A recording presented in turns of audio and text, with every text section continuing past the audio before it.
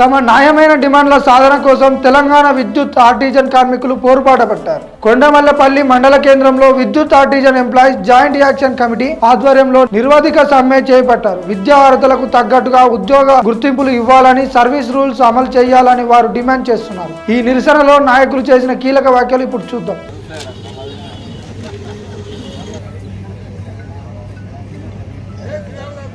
నశించాలే యజమాన్య మండి వైఖరి, నశించాలే యజమాన్య మండి వైఖరి, నశించాలే ప్రభుత్వ మండి వైఖరి, నశించాలే ప్రభుత్వ మండి వైఖరి, నశించాలే ప్రభుత్వ మండి వైఖరి.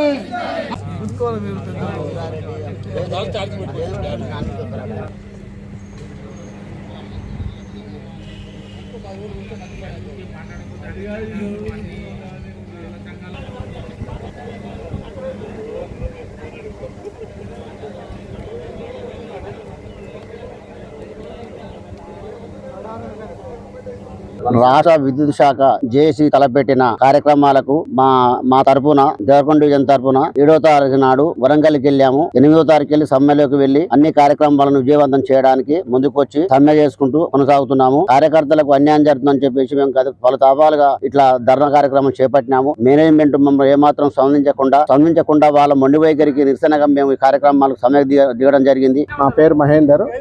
టీవీఏఈ జాకో తలపెట్టిన సమ్మె ఇవాళ 2వ రోజు.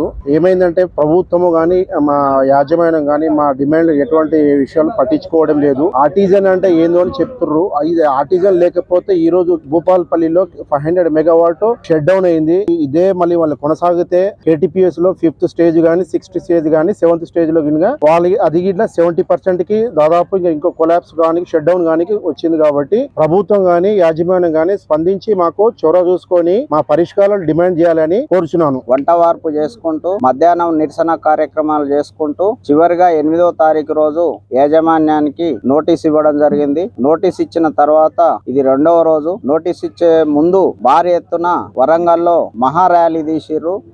అది విజయవంతంగా జయప్రదం అయింది. ఇప్పటికైనా కానీ ప్రభుత్వము మరియు యాజమాన్యం దిగొచ్చి కనీసం ఈ ఆర్టిజన్ కార్యక్రమాల కుటుంబాలలో వెలుగును నింపుతారని చెప్పి ఆశిస్తున్నాం. ఇప్పటికైనా కానీ దాదాపుగా వీళ్ళు వయసు రీత్యా ఒక్కొక్కరు రిటైర్మెంట్కు దగ్గరలో ఉన్నారు. 2 సంవత్సరాలు 3 సంవత్సరాలు అయితే రిటైర్డ్కు దగ్గరలో ఉన్నారు. ఇన్ని రోజులు కూడా కష్టం చేసినా కూడా వాళ్ళ పిల్లల మంచి భవిష్యత్తు, చదువుకు, వాళ్ళ అవసరాలకు సరిగ్గా సాలిసాలని జీతాలతో కడుపు కట్టుకొని పనిచేస్తున్నారు. సంస్థను నమ్ముకొని ఉన్నారు. కాబట్టి వీళ్ళ బాధను అధిష్టానంగానే గవర్నమెంట్ ఆలకించి వీళ్ళకు సరైన న్యాయం చేయాలని చెప్పి వీళ్ళందరి పక్షాన కోరుకుంటున్నాను. వీళ్ళకు రాబోయే కాలంలో మంచి రోజులు వస్తాయని చెప్పి గవర్నమెంట్ స్పందించి సరైన న్యాయం చేసి ఆర్టిజన్ కార్మికులలో వెలుగును నింపుతుందని చెప్పి ఆశిస్తూ ముగిస్తున్నాను.